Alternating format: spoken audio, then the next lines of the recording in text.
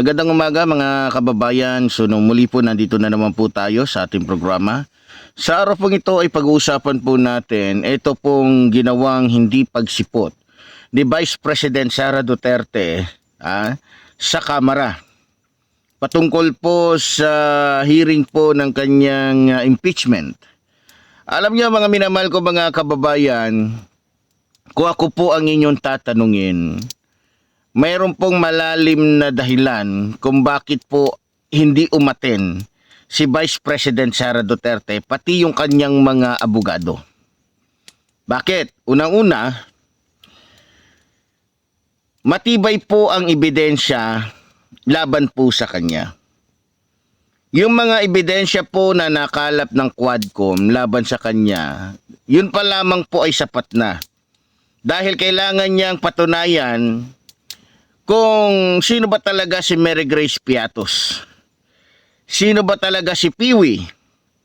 Sino at ano ang mga pangalan talaga o ano talagang totoong pagkatao ng mga personas o pangalan na isinabmit nila sa Quadcom na natuklasang walang mga birth certificate o wala hindi rehistrado sa ating bansa. Ngayon, maliban doon,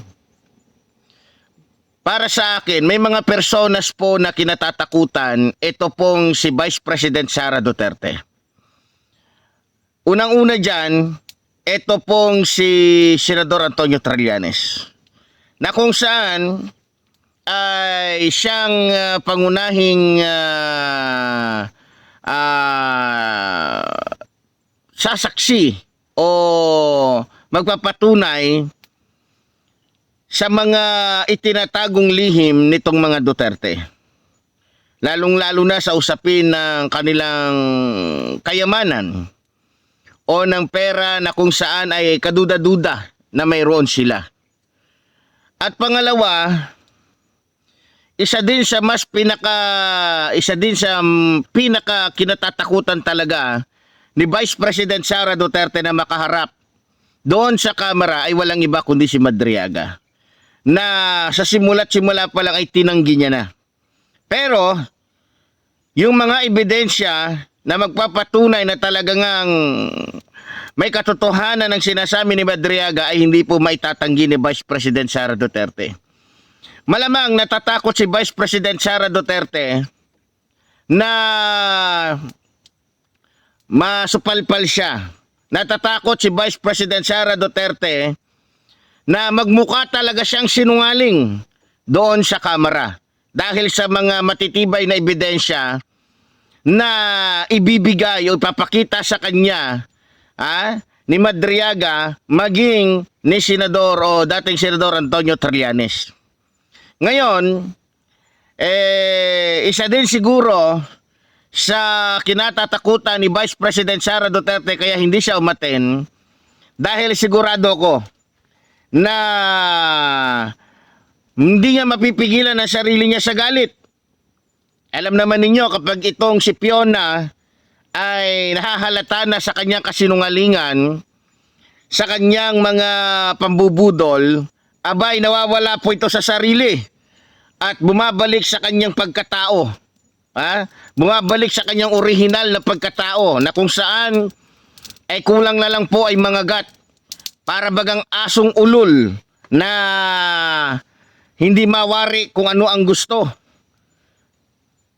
Malamang, kaya hindi ito pinatin ng kanyang mga abogado dahil baka mamaya masaksihan na naman natin kung papaano niya ipapakita yung kanyang pagiging, alam nyo na. Diba? Nakita nyo naman na siguro kung papaano niya pagmumurahin. Paano niya iniinsulto yung mga congressman. Samantalang yung kapatid niya na si Paulo Duterte ay hamak naman na mas kalait-lait sa pagmumuka pa lang. Diba?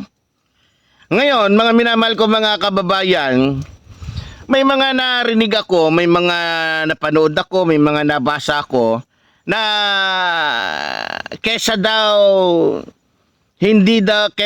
sa harapin niya yung mga tanong sa kanya doon sa kamera, mas gugustuhin pa daw niyang tumulong. O ubusin yung kanyang oras sa pagtulong sa mga Pilipino. Ang tanong ko sa iyo, Vice President Sara Duterte, mawalang galang na po. Meron ka ba talagang itinulong? Ang pagkakalam ko, Vice President Sara Duterte, ang pangunahing nasa isip ninyo na gusto ninyong tulungan yung mga Chinese drug lords. Yung mga kaalyado ninyo na puro mayroong mga monkey business. Yan ang pagkakaalam ko Ang una-una ninyong tinutulungan yung bansang China na nangaagaw ng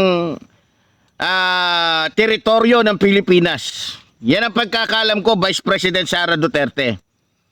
At kung hihingian kita ngayon ng puweba, wala ka naman talaga maibibigay. Dahil unang-una, walang alam ang mga Pilipino na meron ka tinutulungan.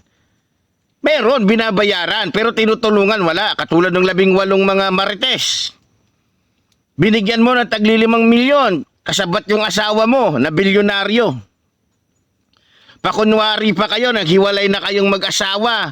Pero ang totoo, alam na. Diba? Balita ko, pinapalabas nila na hiwalay na silang mag-asawa. Para yung pera na nakurakot nila, doon nila ilalagay kay Mans Castro. Ang galing din naman ng Mans Carpio pala. Ang galing ng nila, ang galing ng estilo nila. Talagang malupitan talaga yung diskarte ng mga Duterte. Pero, nalaman na yung pasimuno ng paglabas ng 18 marites na to, yung kanyang asawa na si Mans Carpio na nagbayad kay Mike Defensor ng 15 milyon at dito naman kay Baligod ay 10 milyon at doon sa mga bulaang saksi naman ay tagli 5 milyon. Grabe. So ngayon mga minamahal ko mga kababayan, sabi ni Vice President Sara Duterte, kaysa daw humarap siya doon sa hearing, kinakailangan daw na ubusin na lamang niya o mas gugustuhin pa daw niya na ubusin ang kanyang oras sa pagtulong sa mga Pilipino. Vice President Sara Duterte, magbigay ka nga ng isang halimbawa na meron ka ngang natulungan. Baka sa mga natulungan ni Pangulong Ferdinand Marcos Jr., hindi man lang magwa 1% yung mga natulungan mo Ngayon, meron din po ako naririnig, mga minamahal ko mga kababayan, na mayroon din ako nabasa na nananawagan itong si Vice President Sara Duterte na alisin na daw, itigil na daw yung impeachment laban sa kanya dyan sa Kamara dahil daw wala naman daw matibay na ebidensya. Hello, Vice President Sara Duterte. Ikaw lang ang may sabing walang sapat na ebidensya. Luka-luka. Sino may sabi sa iyo walang ebidensya?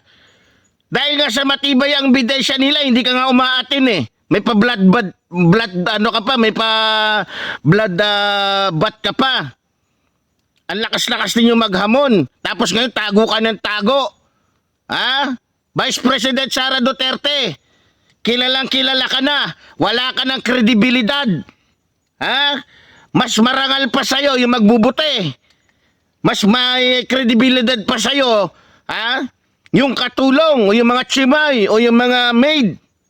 Sa totoo lang, Vice President Sara Duterte, hindi naman sa inaatake kita, pero kaata-atake ka. Ano sinasabi mong itigil na dahil wala namang sapat na ebidensya? Si Madriaga, ba't hindi mo maharap? Bago mo sabihin na walang sapat na ebidensya, Vice President Sara Duterte, humarap ka sa Kamara. Hindi yung mga abogado mo ang paharapin mo. Piling prinsesa ka, mukha ka naman buhaya. Hindi bagay sa'yo, Vice President Sara Duterte, na mag-inarte. Dahil mukha kang kawatan doon sa Quiapo.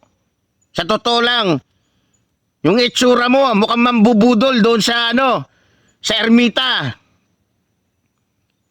Alam niyo mga kababayan, sa totoo lang hindi naman po sa pang-aatake dito kay Vice President Sara Duterte, talagang masasabi kong May problema sa pag-iisip to. 'Di ba? Sabihin ba naman niya na wala daw sapat na ebidensya? Sa sobrang ang sapat na ebidensya, hindi na nga siya makaharap eh. Dahil natatakot siyang mapahiya eh.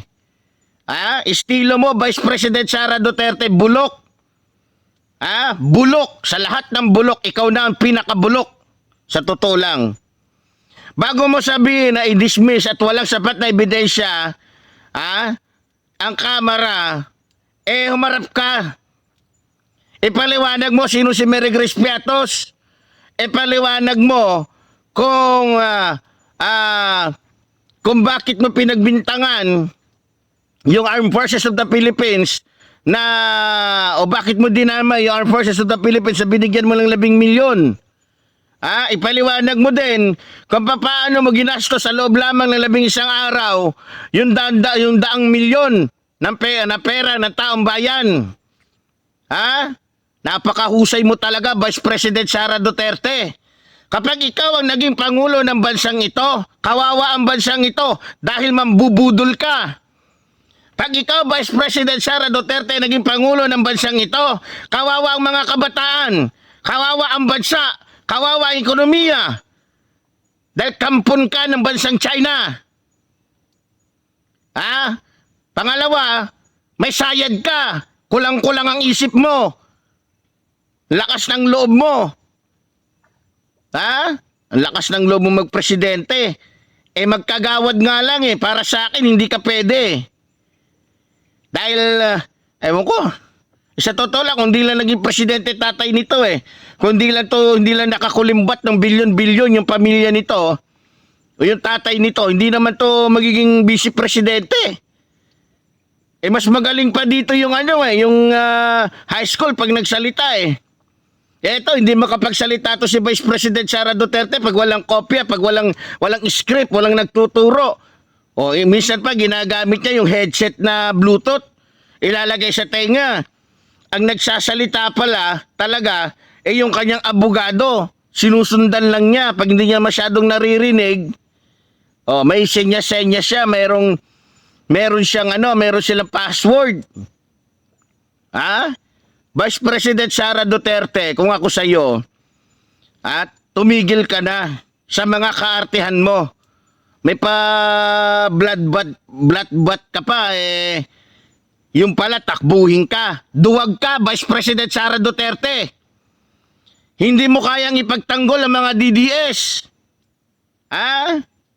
Kami, kaya kaming iharap o kaya kaming ipagtanggol ni PBBM.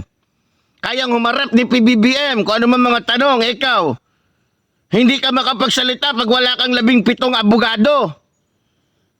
Ayan ang estilo ng mga gilting tao. Pero ganun pa man mga kababayan, isa lang ang masasabi ko.